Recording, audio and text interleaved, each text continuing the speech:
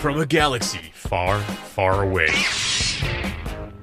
And a bookshelf straight out of the 90s. From Thrawn to Dantooine. And everything in between. This is Legends Look Back. Whew, it is Thursday. What a day it has been Goodness at gracious. Star Wars Celebration. Jackson cartone? I know, I can't believe I that. can't believe I'm missing out right now. It's not even fair. I'm sorry, so jealous, Rick. guys. We left you behind, and the other four of us are at Star Wars Celebration today, being Thursday. They had the huge panels. The panel that the Lucasfilm Publishing, Lucasfilm TV panel. Freddie already mentioned the Jackson cartoon. Yeah. Emily, what were you excited about today from I Celebration? mean, honestly, just being around so many electric fans. I mean, it was just, the chemistry was palpable. Everybody was just united. Oh, it was so great. Did you see the attendance? They said 650,000 people. Oh, Wow. gee, that's almost Must be a record. unbelievable. I'm probably the only person on the planet not there. Jerry, can I tell you something that I was an announcement I was really disappointed in? Yeah. Don't bring us down. No, they announced a Prince Shizor live-action TV show, and I And couldn't they I know come believe Freddie that and they I were were doing pretty that. excited. Didn't it come with the pheromone spray as well? Yeah, they gave Smells that good. out to Smells good. promote it. It was really in poor taste. I think some got I on my liked it, robes. Yeah. We're getting a I little liked dizzy. it that John Favreau gave. I've said John Favreau. He gave the announcement from the bathtub, like she's Oh, like right there on the Yeah. celebration stage. Completely. That was bold. He, yeah. I do wish I was there to see Jared's face when they announced the Battlestar Galactica crossover into the Star Wars universe. So that's gonna be really Katie good. I'm Sackhoff excited is about it. there. You know, she's in both Yeah, universes. I know. It works. I know. It worked very well. It's gonna break the space-time continuum for sure. Stop it. Well, in case you are watching this the night that it comes out, we are, the three of us, not Rick, at Star Wars Celebration. We are pre-recording this episode, though, so we have no idea what has happened, and we're very excited to find out. So let us know in the comments what you're... Watch it be boring. Watch you hate it. Watch you regret your We're decision. not coming out with anything for 10 years. They have teased a Tales of the Jedi show, man. Oh. Tales. Rick and I, Freddie and I, and Emily, we're gonna do a live reaction there at the panel to that'd Tales be of the great. Oh, I hope Jedi. you guys get that lottery. It's That'd be it's so much the fun. it's the tail, right, from the actual Padawan. That's oh, what the we're braid. getting. Yeah. Uh-huh. Yeah, the braid. Yeah. Tails of the Jedi. Nice. I'm very excited. So if you are at Celebration, we wanted to at least go ahead and get a show out. Anyway, we are doing our second part of the Kenobi Roundtable. So we are excited to be back in the swing of things when we get back from Celebration. Hopefully, third time's the charm. I'm actually meeting Freddie for the first time ever after 3 years of podcasting together. And Years, so 3 very chances. excited to see what we have coming your way. But for tonight, we are covering Kenobi from 2013 by John Jackson Miller. So let's start the show. Hello, everybody, and welcome to Legends Look Back, proudly part of the Utini Podcast Network. This is a Star Wars books podcast for people who like to bop it, where we celebrate our rich EU history as well as Do. dive into lesser-known Star Wars classics. I'm your host, Jared Mays, and I'm joined tonight by the person who I have actually, officially, hopefully met in the flesh for the first time ever, Freddie C. How are you, Freddie? You know, if by this time we still haven't met, that means you're sleeping in my house and we have not still hung out. So that'd be weird. Not spoken. So that'd be Oh, my weird. goodness. But I'm excited for this episode. I'm very thirsty. This talking about Kenobi makes me very thirsty. Always thinking about moisture evaporators and Hey! whatnot. And you see my name. There's one right there. Who knows? I might have a tattoo of one at Celebration. The moisture evaporator would make a great forearm tattoo. Yes. Like down the arm. I legitimately Down thought the about spine. it. The entire back. I've heard the spine hurts. I've thought down the arm would be a moisture evaporator. However, Corey said if you get the Utini logo, you're fired. What? So, he doesn't want people to have that emotional he's like, don't get a tattoo of Utini. Don't get a Utini tattoo. He's adamant about it, and I think he's right. You know who else has a tattoo? Joining us again this week for Legends Look Back. I forgot her name. It's not in the show notes. I'm working on it. Emma Park. There it is. Emma. Hey, welcome. Yes, hello. I do have a tattoo. It's very recent. It's less, well, when we're recording this, it's less than a week old. So for those of you that don't watch Cosmic Force, here it is. It's the Skywalker saber with MTFBWY, May the Force be with you, in Arbesh so cool. below it. And yeah, it was great. Definitely don't recommend getting it on your wrist because it hurts very bad. Literally anywhere else would probably hurt much less, but it was worth it. It was worth it. It's good. It's very itchy right now, but other than that, it's good. Well, Nice. I am so excited to also get to meet Emily Dayback in person. How are you, Emily? I am doing well. I am hopefully at this point not completely exhausted with having a newborn and spent all day meeting people that I've been waiting to meet for years. So it's going to be electric. If you are at Celebration, stop by our booth. UTN is going to have a booth there, and we will all be hanging out. We're there shooting at books some out of a point. cannon. Yeah. What? You can shoot Emily's baby out of the cannon. Okay. We have Emily some made things we 0 need promises. to discuss. Ground rules. Okay, that's fine. Darth Tumnus will be there, so you can say hey to the baby that has He's signing books. Wouldn't that, I like a might little legitimately. footprint. Oh my god. Yes. That I'll bring Oh, an man. ink pad that you use for stamps, but we'll just put his left foot on it. That would That be would be adorable. cool for like on a Utini bookmark. Wow, very Yes. excited. Who Okay, have I we've got missed? things to talk You know about. who's not going? Rick Grace. Wah, wah. Sorry, Rick. Oh my gosh. Buddy, you'll miss I it. could hold it. I could hold it. That killed me. That look was Oh, hysterical. Poor Rick. Yeah, That was an ice cold Nope, stare it's for back. those listening. He's doing it again. that's right. I've never seen Rick look this serious. Twitching. I've known him for 10 years. He can't Man, I even started contain crying. it. I can't. Well, very excited to Maybe get it's the context. have some shenanigans. And we are, however, going to try to score Rick some rare Star Wars books. So hopefully, Yes, please. for me, that's like more fun than anything else. Like have an adventure and a goal. So I've got like Yeah. a bunch, because you know me, I can't just have like one. I've got a bunch of like very specific goals. I've got a list of authors whose signatures I'm trying to get, and I've got a list of when they're at certain places and how much they're charging, and it's a whole thing. And I'm hoping that we can shoot like a little YouTube video of my author autograph collection that I'm putting together. Oh, There's gonna be I I just custom thought of, printed a poster. nice. nice. Yeah. Thought of the Michael Scott quote of, "We're gonna have YouTube come down here and record this, videotape it for us." That's right. So Yeah, YouTube is going to be there. Yeah. Anthony Carboni's going to narrate it. It's going to be amazing. There's gonna be a lot of Abs- vlogging going on. I can guarantee you that. I Yeah. actually bought Star a Wars camera Celebration. for this like occasion. Ooh. It's like a little vlog camera, and it has a gimbal, so it's always stable, and it shoots in Nice. 4K. We're gonna have a great time. Yeah. I thought Give- you said logging, and I was excited for the lumberjack within me, but then I Logging. That caught would be up. a very In main thing California. of me to do. So, I mean, Yeah. I'll bring my main pine. You know, excited to go Yeah, logging. logging pine trees. Yes. Just pine Can we trees. can we can we palm have trees, palm trees. for a second Canadian Kenobi? Hello there, eh? You know that's a good look. California So- Kenobi. Yeah. Hello there, dudes. Hey, man. Freddie, when I was in California a few weeks ago, I went to, in Malibu, Surfside Beach. Okay. Literally, it's called Surfside Beach. There were, I kid you not, 200 surfers. Yeah. Wow. Yeah. And they like thought they were in a Disney movie about surfing.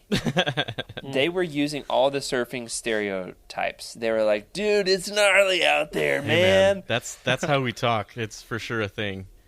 Somebody came down, and I kid you not, he said these words: surfboard on his shoulder, galloping down in his wetsuit with his buddy. He said, "There aren't any waves in Hawaii like this. I'm telling you, dude." My wife and I looked at each other and just cackled, and then we went back totally. to our books. Yeah, just you know, that's the thing. I've lived in Huntington for a while, and that's literally titled officially Surf City of the U.S. So I thought it was called understand. Huntington. Surf City, man, that's where it's at. But that's very much the Well- culture. So I can't wait for everyone to experience that at a celebration. I'm looking forward to putting together like the most legendsy things that happened at Celebration, and for us to Finding cover that. the Galaxy of Fear collection. Maybe that. I was thinking more along the lines of like, Tales of the Jedi being announced. Yeah. Also, other things. There's a Legends illustrator, Chris Trevis, who did all the illustrations for the big Pablo Hidalgo book we like, the Essential Reader's Companion. Yep.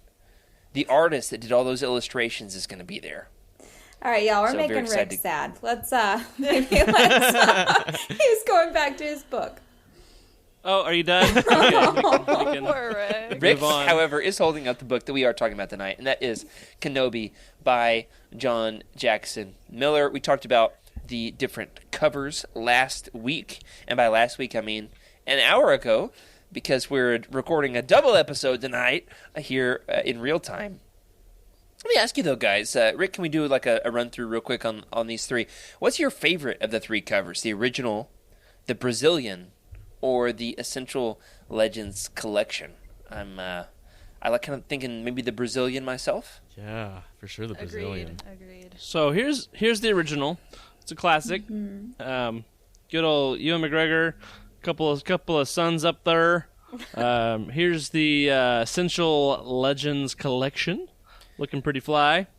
Nice blue shadow, illumination, glow. That's the word.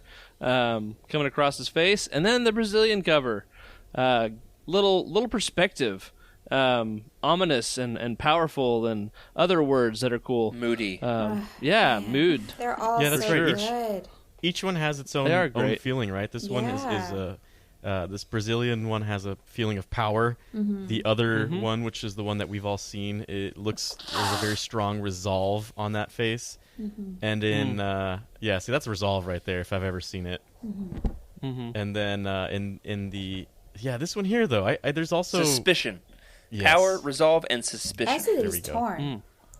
I like this one Constipated. the best. Constipated. And Rick ruined it. No, not A Star Wars story. Kenobi, a constipated Star Wars story. It's past my bedtime. This one's gonna be off the rails. I'm sorry. Well, if you would like an episode that's slightly less off the rails, go back and listen to last week's episode 90, Kenobi Roundtable Part 1. Freddie and I already did a Kenobi Roundtable. This one's number 2. It's number 91, thank you. We did, Freddie, you remember this? Way back in the day. It was actually episode 2 of Legends Look Back with Dr. Charles Henkel. Yeah. It was after that episode that Freddie said, guys, I'm worried about Legends Look Back. No. That Corey said. It was Corey. Corey said, guys, I'm worried about Legends Look Back. You remember that, Freddie? I do. Very... Wow, back in those days, we were definitely on the ambitious end of how many books to read. Those are such early days. If we, I can't even listen to some of those early episodes. No, I can't. They're like so the first cringy. 8 are really rough. First 30 are also rough. Listen, it's really in the 89 when we get our groove. It's in the late 30s. Listen, so I was reorganizing some of our YouTube playlists, and we have one called Utini Roundtables, and I was like, oh, I should add in like all the Legends Look Back roundtables and all the Cosmic Force roundtables. And I was looking, you guys did a roundtable like every other episode in the early days. It was wild. I was amazed. Y'all would read like trilogies in a week. Like how? Yeah. It was crazy. I don't know how you guys What did that. didn't occur to me then, back long ago in the year of 2019, when I was but a wee lad, I didn't understand that it took time to read the books, and that there are actually other things you can talk about on a podcast than just talking about the books. Right. Yeah. Sweet And baby Corey Jerry. would say to me, you need to think of episodes that are not just book roundtables. And I would say, I don't understand what that means. Or So we Jared, just kept reading books. you could do like what I did with this book and read it in a day. But the key is we've that done you it. need to set aside a whole day though. So you We've can't done have a it, life I outside of guarantee this, basically. We have. Freddie and I both have, many Love times. it. Courtship of Princess Leia, one day, read it entirely on the exercise bike. Yep. Wow. Yep. I remember. So you got some motion in there too.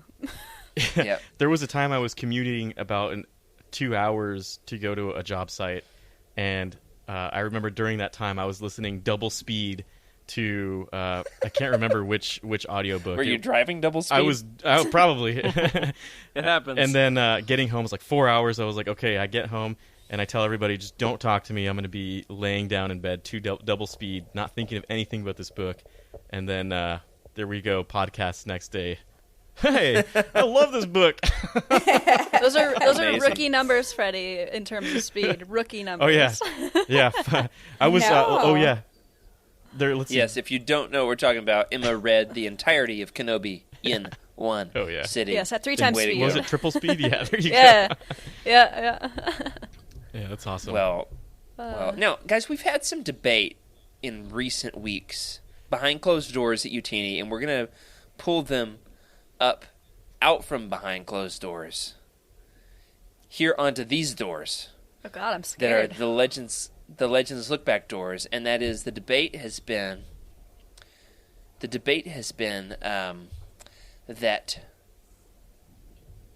maybe Kenobi doesn't belong in the Foundational Five. And some folks have made the case that it does. Some folks have made the case that it does not. I'm on the case that it does, and I think I've won. So much so that we have changed the Foundational Five to a Spectacular Six. Essential 6. That's not right. The Sinister Six. The Sinister What'd you say? Essential 6. The Essential Special 7. Six. We're working on it, workshopping it. I don't know if this has been officially announced, so we might have just ruined it. So, make your case. Let's go around the horn. Does it belong as one of the first Star Wars books somebody ought to read? Rick.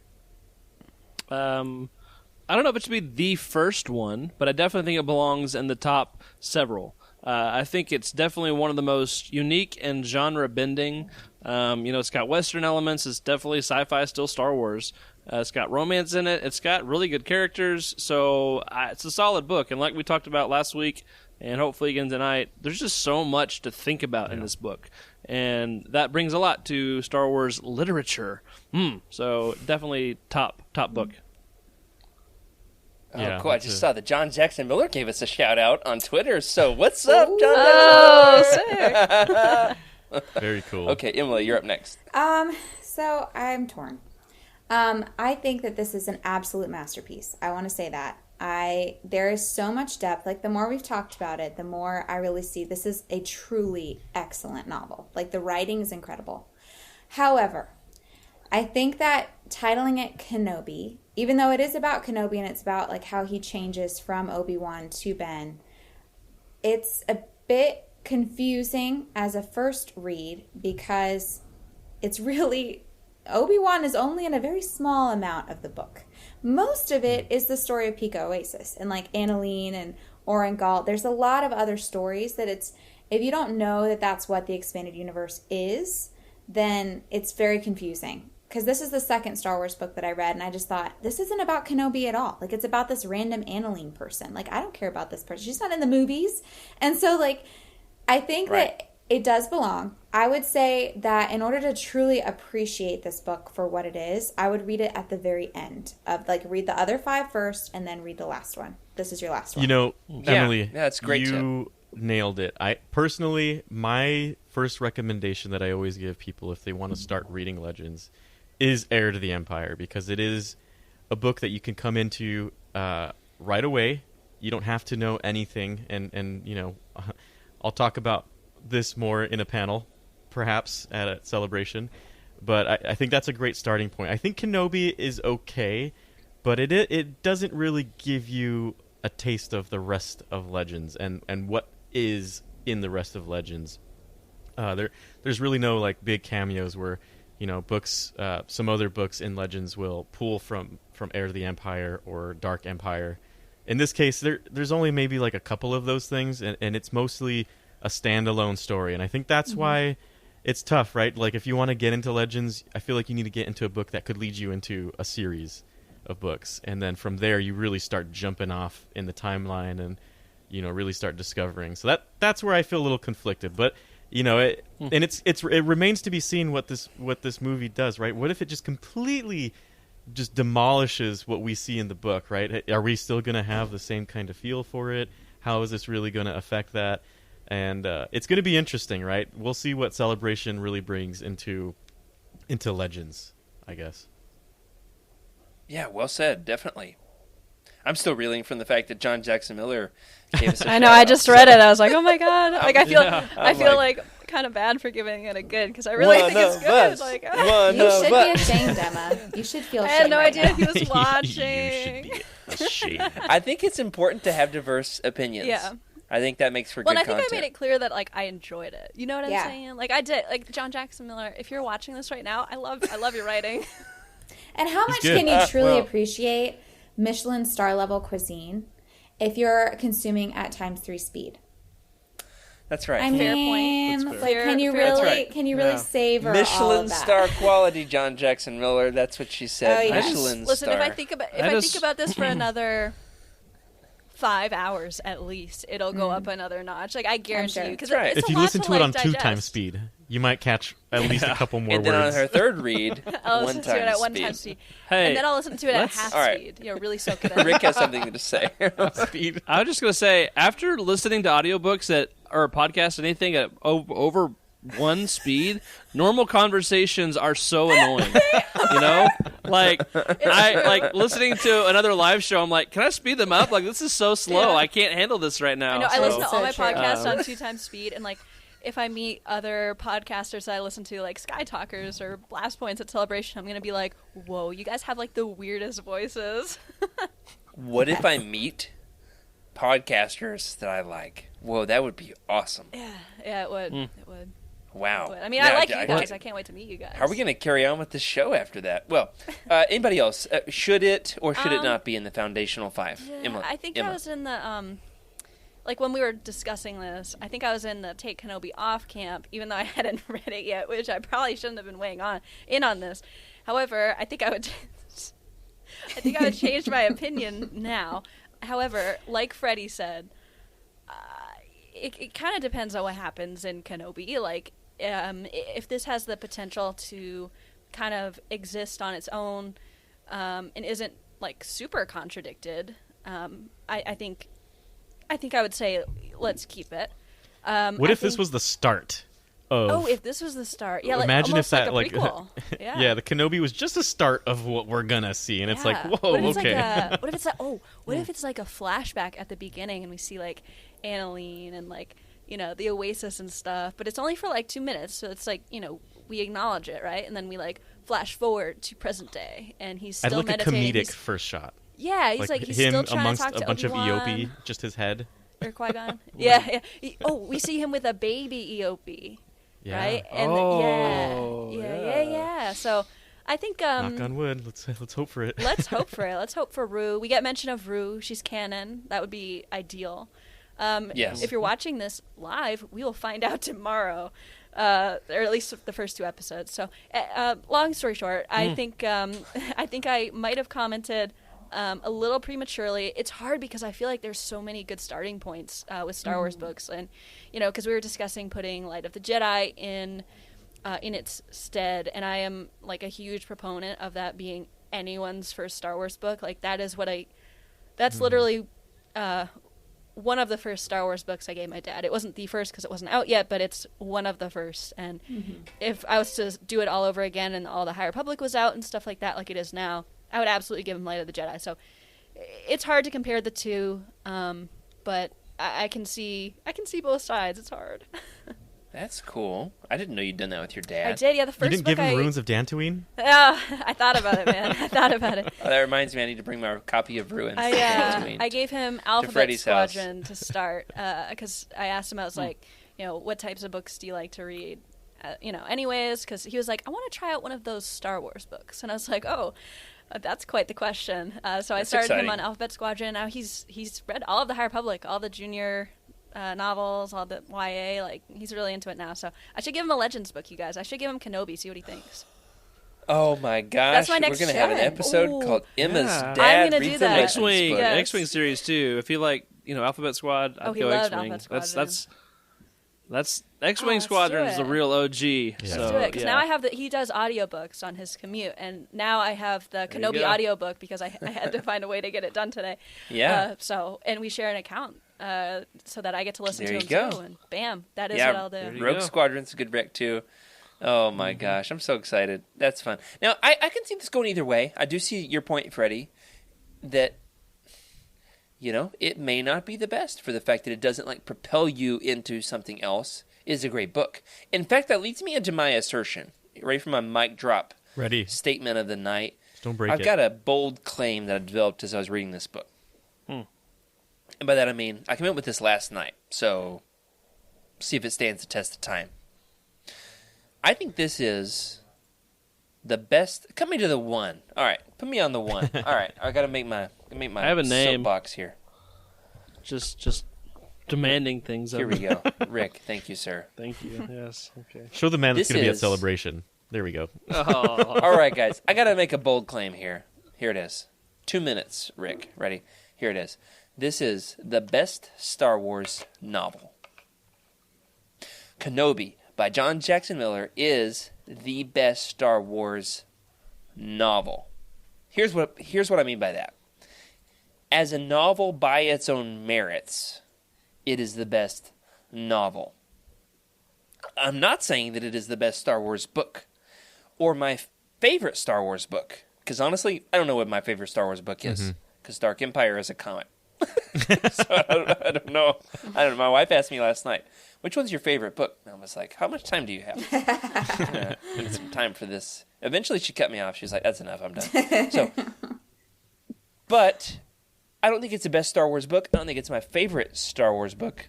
I don't think it's the best Star Wars story. So forth and so on. But as a self-contained novel that is a story that starts and finishes and takes you on a journey and establishes its own characters and its own plot and has a twist that leaves you like, whoa, I couldn't have seen that coming. And a book that says something and means something on multiple layers. I think this is the best Star Wars novel, canon or legends. And it means something broader than Star Wars. Okay, what do you guys think? Well, that was I a can very see good that. pitch. I No, agree. As a novel, it is the best Star Wars book. Yeah, I like think you we could can write all a book agree on report that. on this. Like it's literature. Yeah.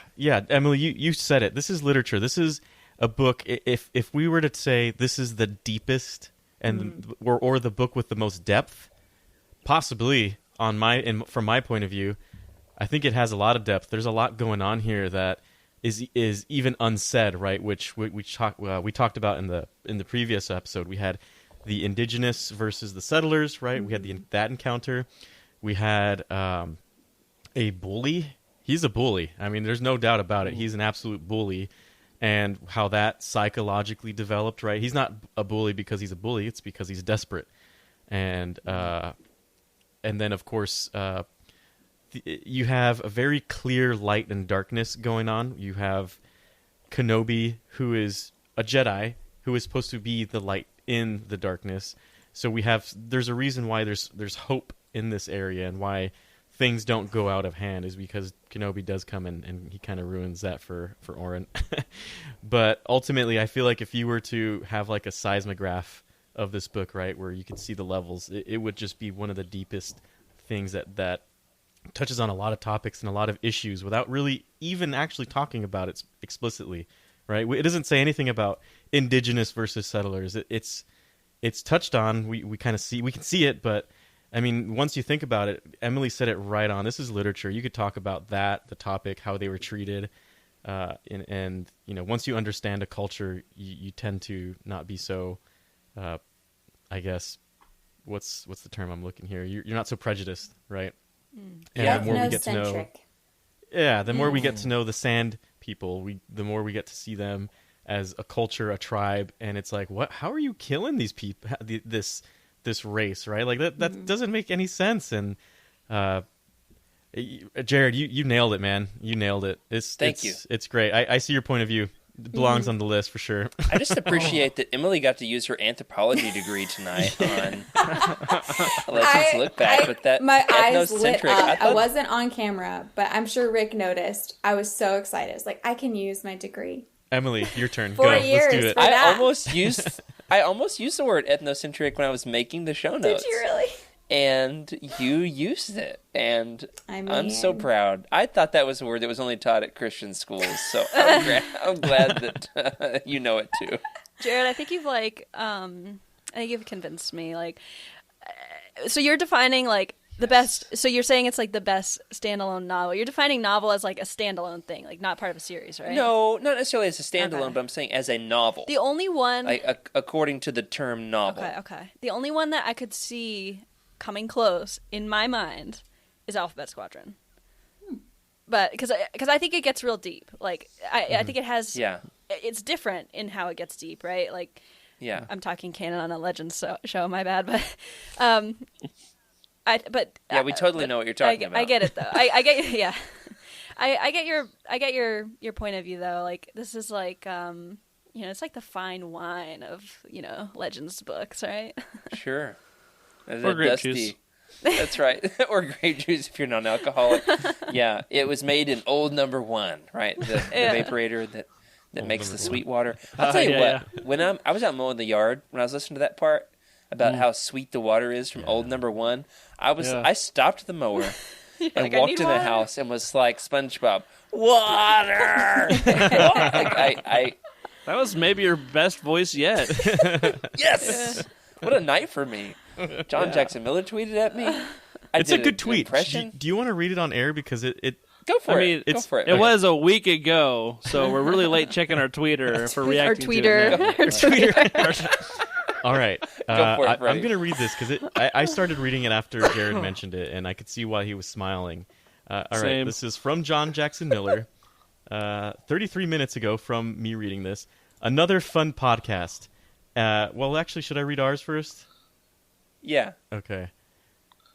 Join.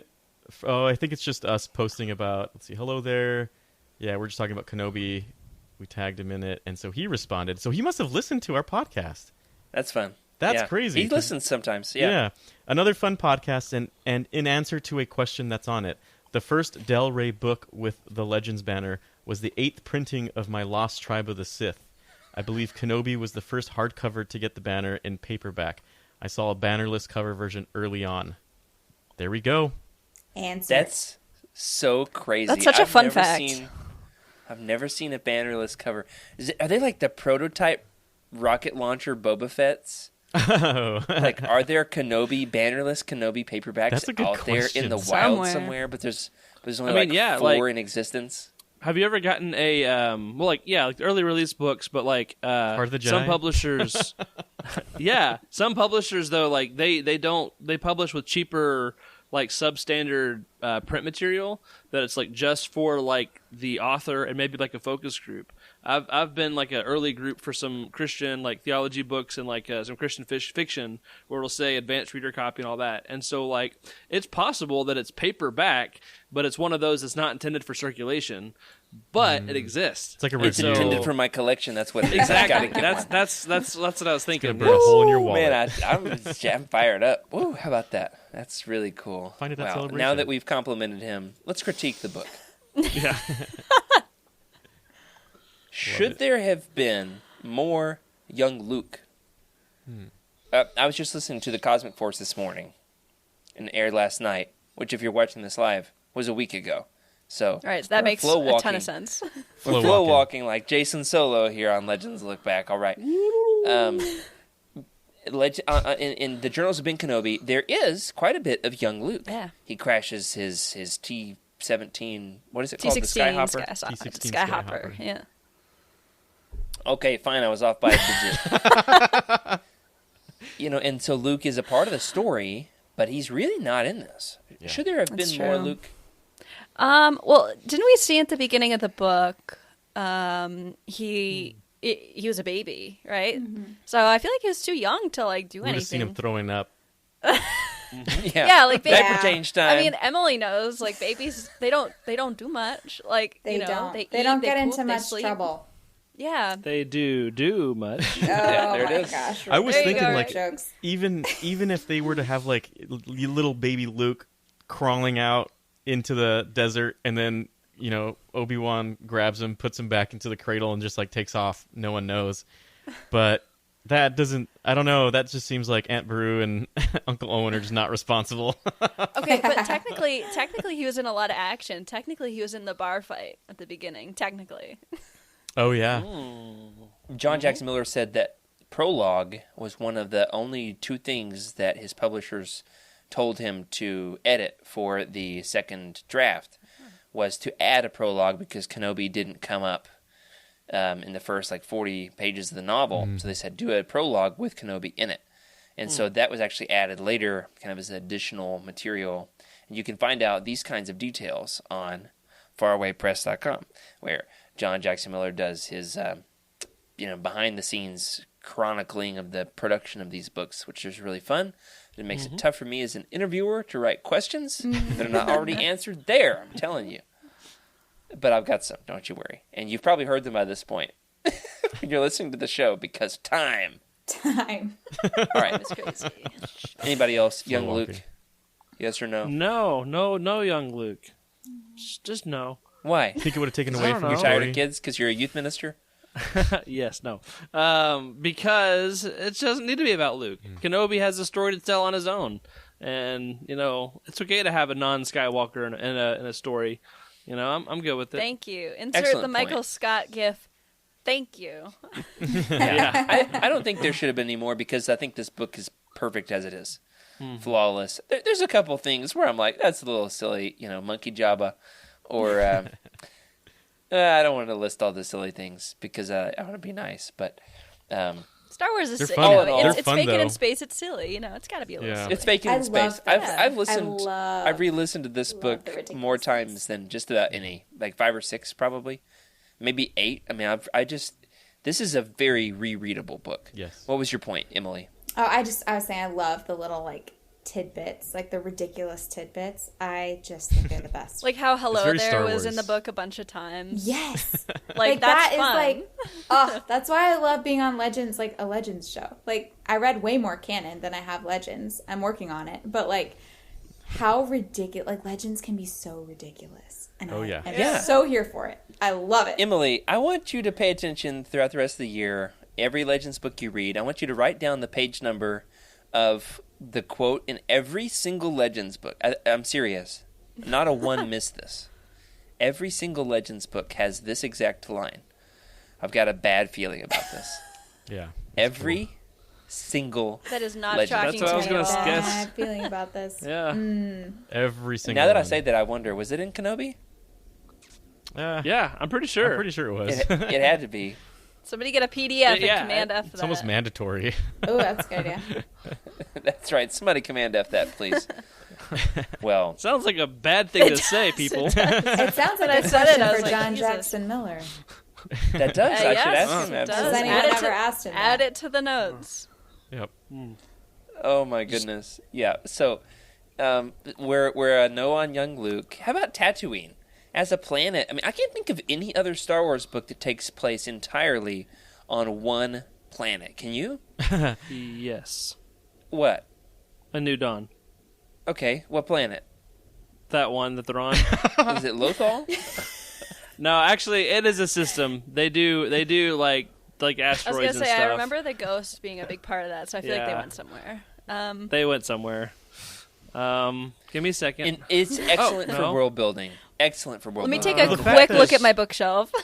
Every Yeah. single thing that's Tatooine is in this book. Name Yeah. me something from Tatooine. Tatooine. It's just a fun word. Anchorhead. Banthas, right? They're in here. What else? Tuscans. Tuscans. Moisture Great farmers. They're in Yeah. Dragon. Moisture farmers. Moisture farmer. You learn so much about the art of moisture Yes. farming. And it's not I just feel yeah. like if, Right. if It's not somebody just asked water. me, hey, what is a moisture evaporator? I could give you a dissertation on how it all works now, don't you think? Yes. Yeah. You just got to Why get don't those you go ahead and settings. do that? Just write up that dissertation. What's your For point, us. Freddie? Well, I'm just saying that the fact that that it describes the sweet water that we talked about earlier, and I don't know if anyone can read that page and not just have a little, lick of the lips and thinking, man, I need to try that. Yes. Yeah. It's like I mean, look at that. You talking about that page made me take a drink. I of know. water. I feel like Did you see that? I need my water now. Yeah, Freddie's Congratulations, massive water John jug. Jackson Miller. Moist. You sold us on water. We're a huge Yes. fans. Made everybody John Jackson thirsty, Miller. but in a little Did different you know way. Thirsty on Legends Who like needs that. those you know little that flavor Chuck- drops? Just read this. You'll want more Did water. you know that Chuck Norris has a water brand? What? Oh no. Chuck Norris has a water How do you brand. know What is that? it? It's like Sea Force or something. I want you to talk Like about C4? your water. Like, what did you Yeah, I have do. earlier, My Rick? water? Crazy water. Crazy. Crazy And it was- water. mind That's is right. blown It's got- by this. It's got high levels of minerals, natural alkalinity. It's got lithium traces in it. And no joke, my counselor recommended it for me because apparently it chills you out and stuff. So Even though it's Then Probably why what is they it, sold crazy. then from why is it old called number one. crazy then? Is it for the crazies? Are you a crazy? what are you saying, huh? What are you saying? Crazy water. Huh? You can get it here. Crazy water. Proud sponsors of Legends Look Back. All right, moving on. From Vaporator number 1, okay? That's right, from old number 1. So, what's your favorite piece of Tatooine world building? I mean, there's Sarlacc, there's banthas, there's moisture farming, there's The Jawas. Jawas show Yes. up. What else?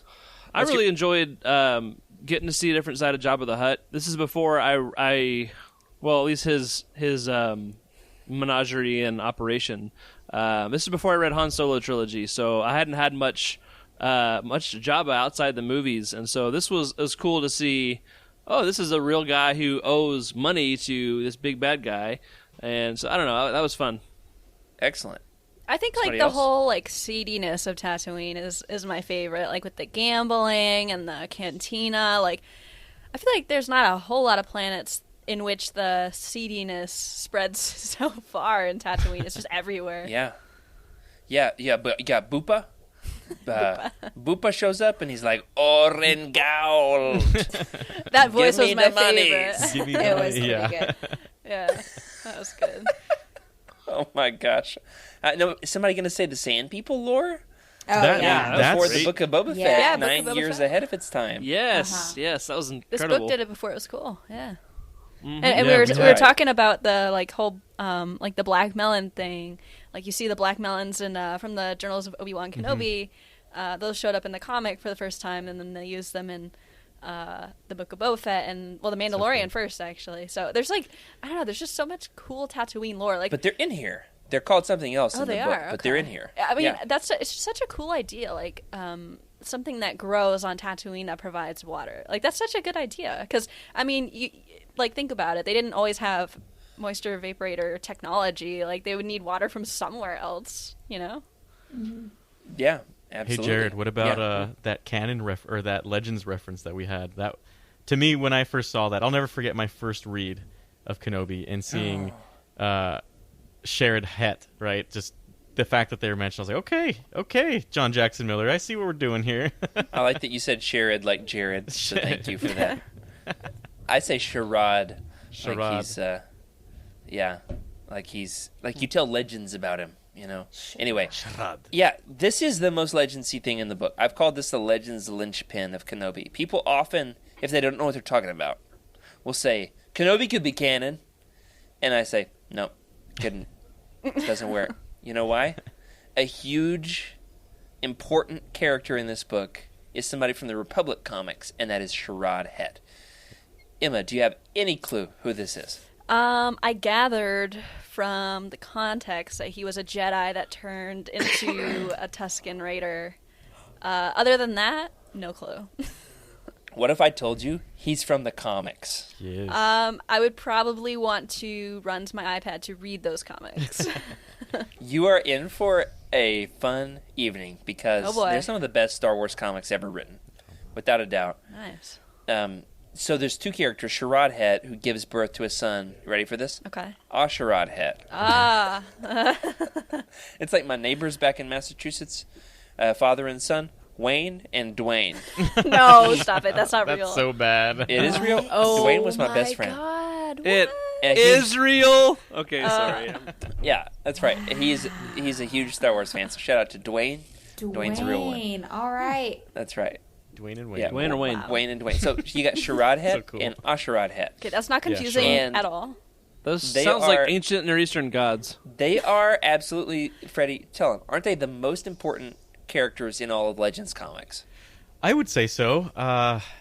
Yeah, I would say so. That I don't want to spoil it for you, Emily. or Emily, have you read this? Emily, God, goodness gracious, I'm surprised I haven't Yeah, done it's- that. our yet. names are. That's going to be a 0 for 2 on M's. Yeah. Hey, Ems. Neither of us have read these, but we will both be Just reading call them them M's. shortly. Just I do don't know that, if I want to yeah. ruin it for you, but Jared and Sherrod do. Jared's right. You definitely want to, if you can, Emily, when you're on that airplane, wherever, or Emma, wherever you're at, wherever you guys are at, just read them if you can, and you'll understand what Jared's saying. Gotcha. Definitely must. Yeah. Even though it's past midnight, I feel like I won't be able to go to sleep until I figure out what these people look like. You've They are already read in the whole the- book of Kenobi today, Emma. It's true. It's like Yeah, I you can can, do will more. be you there can give tomorrow. it a rest for tonight. Ah. They'll be there. They'll be there. We'll do like a whole roundtable I'm on an overachiever. the Republic comics. Please I'm do. sure. I'd love to talk Yeah. about that. Sherrod Het, he's got an interesting story. He's like frenemies with Anakin and Obi-Wan, and there's a whole standoff between him and Obi-Wan on Tatooine, between Sherrod Het and Obi-Wan on Tatooine. It gets confusing. It's very Legendsy. Yeah. Very Legendsy. But the way that factors into the story, of course, in Kenobi is a Yark's sister was married to Sherrod Het, who was the former Jedi who came and became like a militant Sand People leader, right? And so because of that, she saw how important the Force was as it could influence the Sand People and make them great. Right. And so she wanted another Force wielder to make them great. And wanted Battle to be Therefore, Obi-Wan. tried to get Callie, thinking it was her, wasn't. Then tried to get Obi-Wan, and he said, "Yeah, I'm not going to do that, but I will come up with a plan B." So, ever the negotiator, Kenobi, the negotiator. The Now- negotiator. Rick, did that stuff make any sense to you if you hadn't read the Republic comics? Yeah, I mean, I follow, but I also want to go read them tonight because I'm interested. So Yes, right. They are- Rick, let's they have are very a good let's have a stories. let's just Reading pull an session. all-nighter and read all of Republic. yes. Okay, here's the deal. It starts with the series called Star Wars from Dark Horse. Oh, this sounds And then it- confusing. Yeah, it is. Yeah. So then it becomes Republic.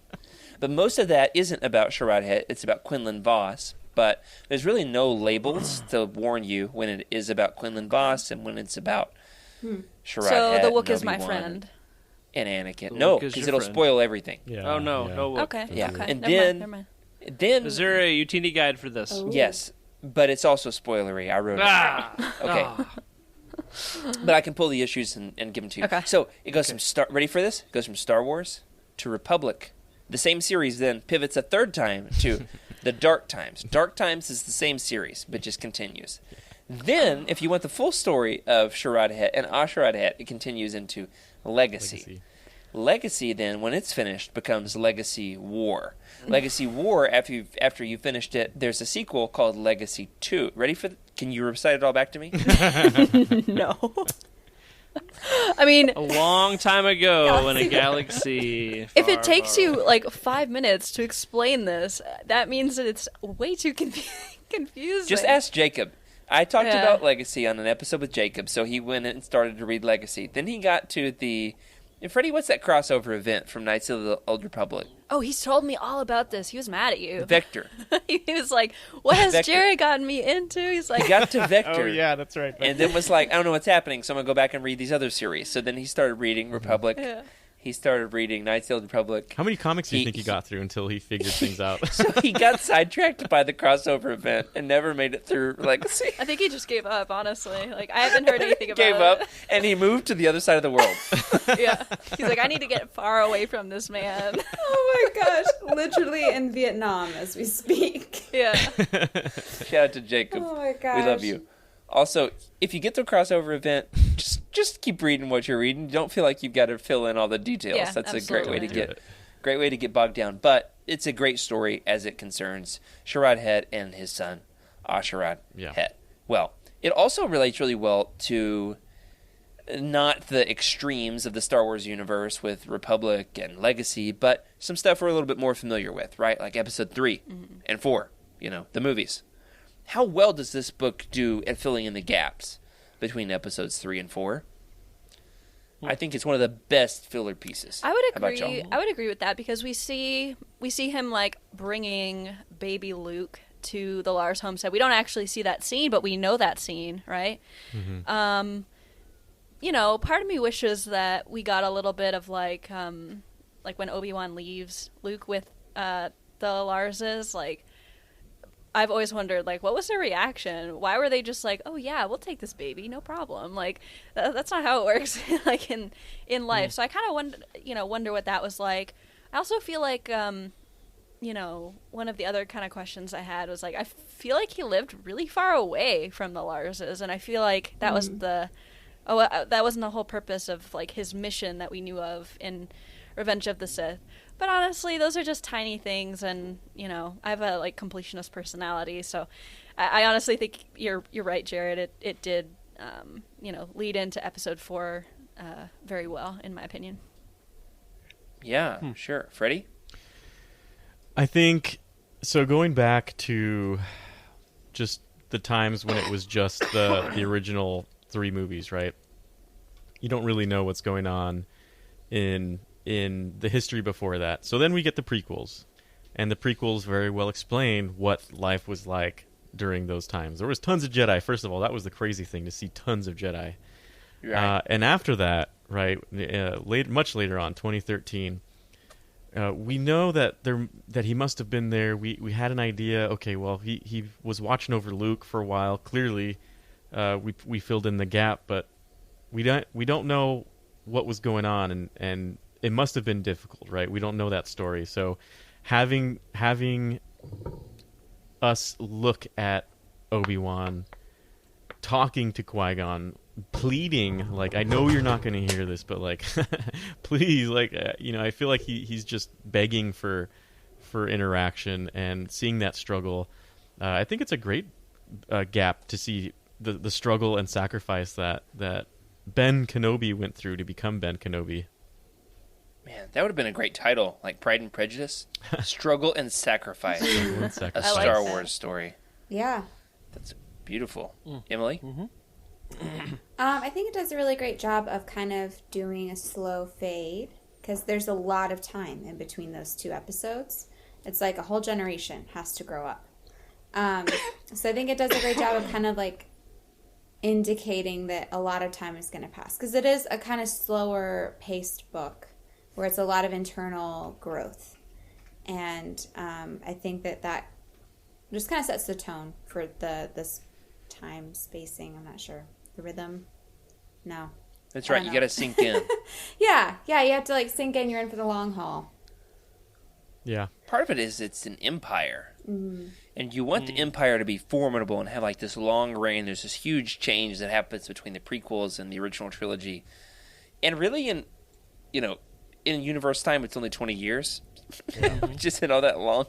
So you've got to like sink in and let it feel longer than it really is. But to think of 20 years of That's propaganda. how I think through in my mind must brain. that? Go ahead, Freddie. I was thinking 20 years of propaganda as well, right? Like, we get to the point where Luke is like, yeah, I want to be a pilot for the Imperials, and that's like a normal thing. But, Sure. and that's just what propaganda does. So in that time, the change from what we see at the end of Episode 3 and the beginning of Episode 4, the amount of change in the entire galaxy, right, is crazy. And the crazy part of this whole thing is that Kenobi has to sit still, right? He has to stay still. He has to see things through, and it's all on hope. There's nothing else than hope. There's nothing written down that says this is going to happen at this time. They're just like, he's our last hope. This is it. This is all writing on this kid, and that means enough to Kenobi to stick back and take care of Luke, but also deal with the whole indigenous colonialism thing, which is a big deal. Yeah, this is really one of the weightier parts of the book. I'm interested in how this hit you all. The idea that the settlers have come in and they've built their moisture evaporators and they drive their land speeders, and yet they exist alongside the Tuscans, who they've villainized and they've made subhuman in their eyes. And this book helps you to realize they have concerns, and they have sons and daughters, and they have their own culture and custom. It really is a commentary on colonialism. It's something I'm interested in asking John Jackson Miller about, in fact. What is the commentary that he's trying to make concerning colonialism and our treatment of indigenous species? Just for some light Thursday night conversation. Yeah. Man, Yeah, that's powerful. I know. I'm glad that it was addressed, because I feel like in 2013 we weren't really talking about that type of subject as much as we are now, especially with Book of Boba Fett addresses it, and we've just had kind of more conversations about it in general, and I honestly think if I were to take a stab at what his message, what he was trying for his message to be, is that your people's perspectives are different depending on your situation, where you grow up, how you grow up, what your life circumstances are, and that in general, people shouldn't judge other people about that, because everybody's lives are different, everybody's norms are different. Because I think we see that with, I lost her name. Annaline? Annaline, yes. We see Annaline, empathizing with the Tuscans when nobody else does. And I think it's because she realizes and recognizes that we all have, basic things that, tie us together.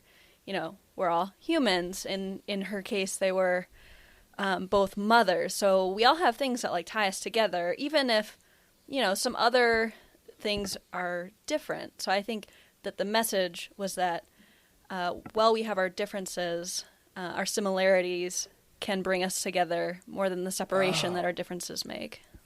It works on levels. How about that? Yeah. Wow. Must be a masterpiece. It's got levels to it. I gotta say, Nice. just as I'm talking about that, I've got it in the back of my mind. I'm like, why did I say this was good? Literally, there hasn't been any other Star Wars book that has made me think like that.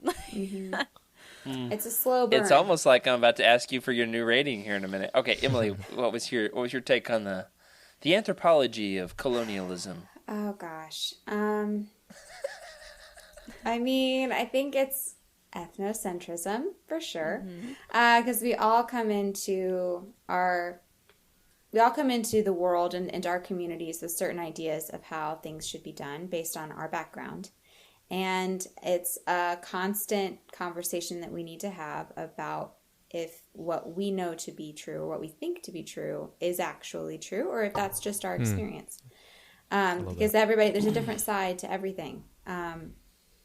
And I think this book really highlights that very well. It's not trying to make a clear statement either way, because Tuscans still murder and raid, and who's to say if that, I mean, it's generally speaking that's not a great idea. So they're ethnocentric in that they view the settlers as invasive. And sure, I mean, I love the statement of we don't barter. Yeah. Tuscans take. They have a warrior Sure. culture. Mandalorians have a warrior culture too. So their rules kind of just apply to them, but they kind of don't when it comes to taking life. So that's where I think a Jedi kind of put in the middle of this conflict is a really fascinating struggle of, okay, so who do you side with? How do you make peace with just two very opposing cultures? Yeah. Wow. There's Emily, that you hit a lot of great points there, and I keep thinking, because I've actually taken an indigenous class in college, and the one thing that I learned was during each encounter, and they call it certain encounters. You've got the Spanish entrada is one instance, and then you have the British encounter. During these encounters, there is one common theme, and it's disruption. Right? There's the whoever it is, the Spanish or whoever come in, completely change the way of life of what's happening, and it's because of the superiority of the technology, right? Because that does have something to say. Because if you look at for instance in American history, you had indigenous peoples in throughout the U.S., and you had massive villages that were bigger than some of the metropolises to date. Like they're humongous things that existed in the United States. And of course, you had certain rich cultures that were developing. For instance, the Six Nations, I believe, in the Northeast. What is it? I'm not sure what the appropriate name is. Iroquois Confederacy is what I've heard before. Starting government before government was even a thing in the United States. Wow. And what happens when another culture comes in? It totally disrupts the timeline of what the possibility of this culture could have been if they were left alone. And that's one thing that we see in Tatooine, right?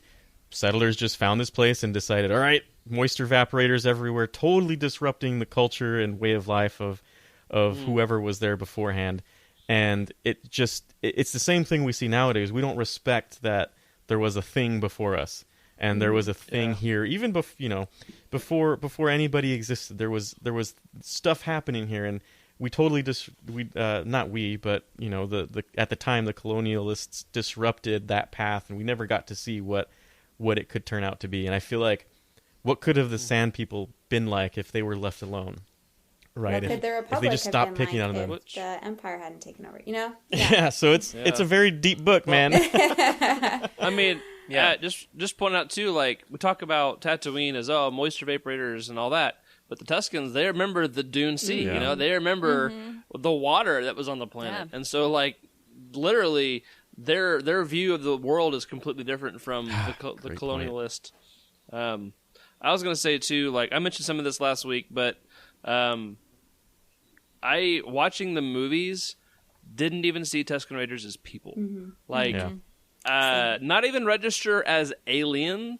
I think it was animal. Like that was my view of them. Varmint. As a kid, like they were animals with guns. And so this book really opened my eyes to maybe they're not like a species, maybe they're actually a people that is spoiler for the end of the book, a collection of people, and a different backgrounds. They may not all be the same species even, but are Tusken as a people.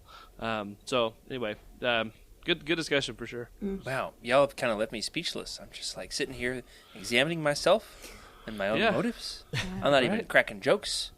I'm like, now's the time for reflection. I see and Rick. prayer. Rick's brewing a joke. Yeah, I was going to He's say, we're all going to go to trying. jail because I think we killed this episode. Now, if you'll all rise as we stand and sing, right, Jared? Amen, brother. Yes. Awesome. So, I am. Man, you didn't see him as people. Oh man, I was about to say something about that. Wait, can I say something that's about really that? a Actually, beautiful thing. Sure. So, yeah, I don't think that the movie wanted us to see them as people, because we were supposed to Sure, be no we were doubt. supposed to side with Anakin and stuff. So Yeah, totally. But now I like seeing them as people, to sort of turn that on its head and look at Anakin. It makes me look at Anakin in a different light in that situation, for sure. Oh, totally. Ready for a crazy thought? Yeah. That's true too. The whole scene in A New Hope when Ben, scares off the Tuskens.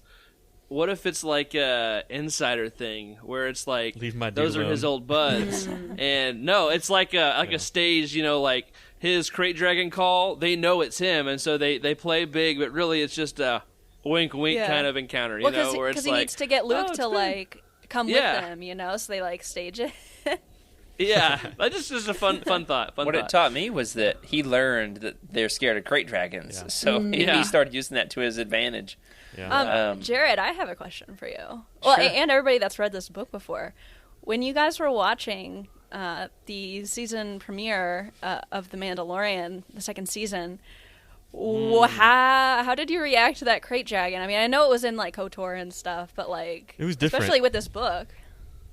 I honestly thought I had seen crate dragons I haven't mentioned this in a while, so if you've been holding that toothpick holder with liquid inside for a while, in Star Here it Wars is. Galaxies, the the crate dragons are very much like very scary, large iguana-ish looking creatures who are on land, right? Same kind of iguana-looking thing, but just a massive, humongous dinosaur-esque creature, and it was it was totally not what I expected when I saw The Mandalorian. When I first saw it, I was like, okay, reinvented, I see. But it makes sense with trying to look at the skeleton and figuring out how exactly that would look. I thought more KOTOR than anything else than this book. Emily? Well, the series, it seemed, I feel like the Krayt Dragon was like almost too big. Like, it just, Yeah. it was like they tried to merge a Krayt Dragon with like one of the sandworms from Dune. It was like, Yeah. it was just I like too that. big to go underground. Yeah. Like, it was very impressive, and it definitely made a statement, but like compared to what I've read, it just kind of seemed a little bit too big to be functional. Yeah, because in the book, it definitely seemed a little smaller. I mean, he was able to stab his, Obi-Wan was able to stab his, brain with his lightsaber, so he basically, like, jumped on top of him. But, Mando, like, flew inside his guts, Like, I still kind of picture a big creature that he's fighting against. Yeah. So It's not like, half it's the not like size a of the gardener Mando snake, one. Yeah. Gardner snake. Yeah. bigger than a gardener snake, smaller than the Mandalorian. Okay. yeah, somewhere. So That's a sweet spot. in that range for sure. So we talked about what came up in that Disney Plus show. What about the new Disney Plus show? What is one thing from this book that you would like to see included in Obi-Wan Kenobi? I think we could all starring agree. Ewan McGregor hitting Disney Plus can on all May agree. 27th. There's one thing Ready? we do all agree on, I think, and that's What's Rue. that? I'm so scared. Yes, Rue. good. Yeah. Rue. Rue. It's not Rue. going to be Rue. I mean, it's going to have a different name, isn't it? It's Pooh. the stupidest thing. Isn't it going to have a different name? They're going to give it a different name, aren't they? I was gonna. Most likely, but if they just named it Rue, it would be such a perfect fan service because it's just enough where we'd be like, okay. Because it has good. zero impact on the story. Honest to God, exactly. it has Yeah. zero Zero impact. impact on the story. So That's right. That's please, a perfect Easter egg. Please name it Rue, clapping emoji. Do it in. You're cool. Do it in. You're cool. That's right. Okay, something other than Rue. I'll say something Emma? like, I feel like this is a big ask, but I would love, yeah, Rick, okay. I would love to see. Why do I keep forgetting her name? Annalyn. Because you read the book in a day, that's why. I'm sorry. Y'all making me laugh. Annalyn is. Annalyn. You'd like to see her in the show. Yes, I I kinda would like love to see to see the her. Oasis. Yeah. because like, although, to be honest, I couldn't. I mean, we kind of know who everybody's playing now. Like they released like that cast list and the pictures. Right, We kind of know right. who everybody's playing now, so I can't. Well, honestly, like I can't even. I don't even know how I picture her even. But it would just be cool, even if we saw like her for like a second in the background. Mm-hmm. Like he went to the Oasis, but it's not called the Oasis, but we can interpret it as the Oasis. Yeah. And he goes to get a drink, and there's this woman who is Sure. middle-aged, and maybe there's a kid around, a couple kids around. Maybe there's some Or- animals in the Sassy back. teenager. Check it out. He needs to get some like intel of something, or he might need some supplies. He's like, I have a friend, and it just happens to be like a very short Yes, like a cameo middle-aged- of like him Yeah. going to the Peak Oasis or calling he's like, yeah, call my friend at the Peak Oasis. It's like, whoa, there we go. yeah. Yeah. I'd like All to right. see, if they go to a bar, I'd like for it to be called Danar's Claim or something like that. I don't. Just a little Yeah. nod. Yeah. Why? Rick. Sorry, I keep interrupting you tonight. You're good. Go for it. How about she's off planet at this point? You know, Right. where he like has to put in a request. What's her study that she went into? Like the field of study she went into. zoology. Yeah, something like that. Yeah. Biology. What if that was a connection where he somehow contacts her for like her expert opinion about this, and it's just a small line, but you see that she got off the world, and so like Danar's Claim is ran by the guy that she left in charge or whatever, but it's not hers anymore. You know, She got off Tatooine, but you know where she went? Alderaan. Alderaan. Oh no, that's right. But there was like But 10, 15 years. Yeah, that before hasn't then, happened you know? yet. So Yeah, we're safe. She had time. What about She had Glomer? time. Wah, wah. Yeah. Glomer? You want to see- see Glomer in the series? I just want to see him as a mechanic in the back. He's like, hey, Glover, and that's it. Just a name. I want a name what's drop his of somebody. What's his species? He kind of Yes. reminds me of Claude from the Rise of Skywalker. A Findian. Oh, sure. I think. A Findian? Oh, okay. I think okay. I picture a Duros, but I could be wrong. I don't know why I wanna completely s- picture Claude's species from the Rise, like a mechanic but has no arms. That's hilarious. That would be so perfect. Oh my goodness. Hmm. I've wondered about like maybe one of the scenes like the Sarlacc pit, the bantha chase across the Sarlacc pit, but it's different characters. Nevertheless, there is like a high-speed bantha chase into a Sarlacc pit, something like that. We need to see Sarlaccs. Like a bantha. What's that? I feel like because we're on Tatooine, we need to see Sarlaccs for sure, or mention of Sarlacc. So far, we've gotten it. I feel like every time, Book of Boba Fett, we had Sarlaccs. I was like, cool, check. I want to see that. I want to see more Sarlaccs in canon. Yeah, I mean, they have the assets to do it, right? Like, they've designed it before. Like, I have no idea how all of the CGI works, but, we understand how ILM works. Yeah. They have all the assets. Sure. They got it. They got it. They can do it in like 2 computer. seconds. It's fine. Copy paste. It's Come like on, when I guys. tell Rick, hey, pull up that image. It's in the Google Drive. And I Like just 15 expect that he images. can figure it out. Because I trust him. Yeah. I use the Force. Okay, let's go around the horn. Let's start with you, Emily. One last final rating for Kenobi by John Jackson Miller. Masterpiece, for sure. Emma. It is increased to incredible. John Jackson Miller, I love you. I'll take I it. apologize for earlier. Yeah, that's right. And your apology will be in the mail. We'll call Yes. YouTube to come film it tomorrow. If you're going to Celebration, I will give you a personal apology. He's not, so you escaped that. Darn You dodged it. that bullet. Well, I'd love to meet And you. Freddie. I'm still going to stick with Masterpiece. I think the more I think about this book, the more depth it has, and the fact that Emily talked about it a bit ago, it's not overtly talking about colonialism or ethnocentrism. That's a great word, by the way.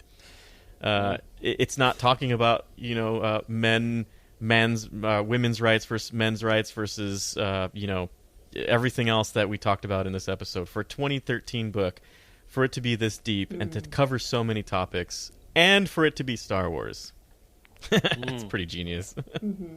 It's a masterpiece. Yeah, I was watching Shrek the other day. It reminds me, like, this book, it's an onion. It has layers. Oh, yeah. I like it. That's right, Donkey. Rick, what is your rating? It's still a piece of the master. Fan. And Jared? And I don't know if I have anything substantial to say other than y'all really did blow up. It's a masterpiece. Really did blow my mind with some topics tonight and last week that I didn't think could make it on the show. Some really in-depth conversations about colonialism and feminism and seeing the humanity in others. And wow, really blew my mind. I'm grateful to be a part of this with you guys and grateful for everybody who's been a part of Kenobi Week. So this officially wraps up our coverage of Kenobi Week. And by that I mean it's been 2 weeks because we rolled this sucker into one more week because we had to. Not because we wanted to. That's right. Because it's Kenobi. So next week, around the horn on all of our live shows, Living Forest, Cosmic Forest, Legends Look Back, we are going to be doing celebration recaps. And I can't wait to hear what everybody's celebration was like. And I hope that we got some sleep. Remember the smells.